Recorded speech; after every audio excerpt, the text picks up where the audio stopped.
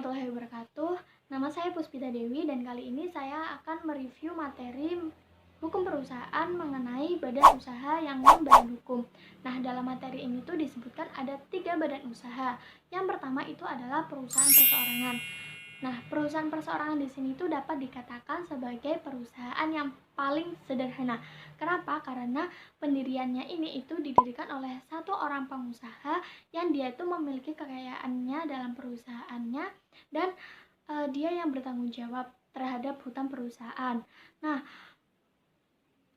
maka jelas bahwa perusahaan perseorangan itu dijalankan oleh seorang pengusaha. Maka kalau di dalamnya ada banyak pekerja di sini tetap diberi status tetap sebagai pekerja berdasarkan kesepakatan kerja sebelumnya.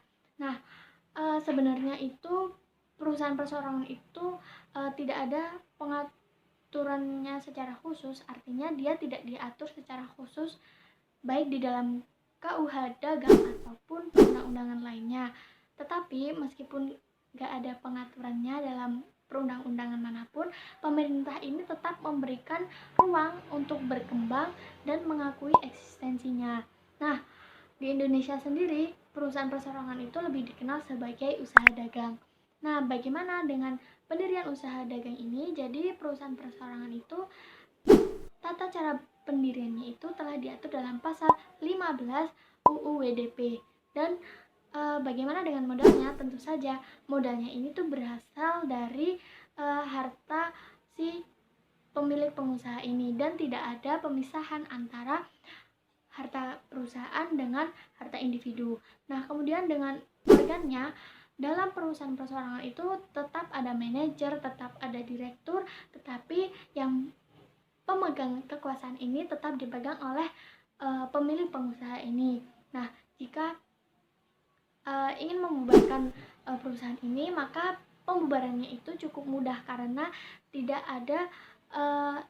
tidak memikirkan pihak lain ketika terjadi pembubaran, karena dalam perusahaan perseorangan itu sebenarnya tidak diwajibkan untuk mendaftarkan usahanya. Tetapi kalau misal mau usahanya ini itu diakui legal di mata hukum dan dipercaya oleh masyarakat, maka kamu wajib mendaftarkan perusahaan perseorangan ini.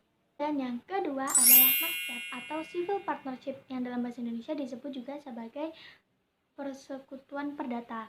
Nah, persekutuan perdata di sini tuh dapat diartikan sebagai sekumpulan orang yang mereka itu biasanya itu memiliki profesi yang sama, yang kemudian tuh sama-sama memiliki keinginan untuk berhimpun dengan menggunakan nama bersama.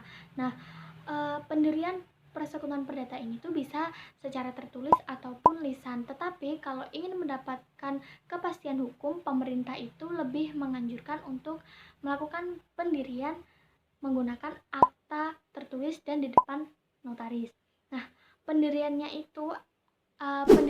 dari MASCAP ini tuh berdasarkan asas persetujuan yang bersifat konsensual. Artinya tuh hanya cukup dengan perjanjian dan kesepakatan selama kesepakatannya ini tidak melanggar undang-undang atau tidak bertentangan dengan hukum. Nah, kemudian bagaimana dengan modalnya? Nah, modalnya ini menurut pasal 1618 KUH Perdata itu setiap sekutu itu wajib memasukkan modal, baik itu modalnya berupa uang ataupun barang ataupun keahlian.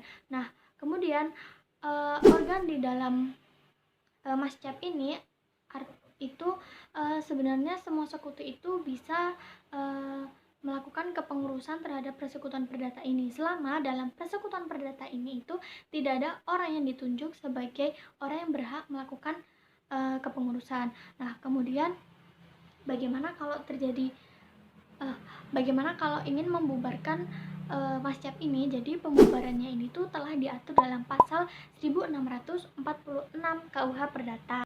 Yang ketiga adalah musyarakah atau syirkah. Syirkah adalah perjanjian antara dua orang atau lebih yang sama-sama memasukkan modal baik berupa uang, barang, ataupun jasa dengan sistem bagi hasil sesuai dengan kesepakatan yang telah mereka sepakati dan menanggung resiko kerugiannya secara bersama-sama. Nah, Syirkah ini sendiri ada dua macam. Yang pertama adalah syirkah kepemilikan atau amlak. Nah, syirkah ini terjadi karena adanya warisan atau wasiat atau hibah ataupun kondisi-kondisi yang menyebabkan suatu aset itu menjadi dua kepemilikan atau bahkan lebih.